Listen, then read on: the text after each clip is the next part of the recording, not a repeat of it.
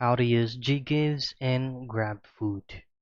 Now, before going and placing any of the food that you've loved and have it delivered using Grabfood application, make sure that your Gcash account is fully verified and ensure that you have been approved to use Ggives and you already converted your Ggives into your Gcash balance or to your Gcash wallet. Now, if all those steps have already been done, then you can go ahead and access your GrabFood application.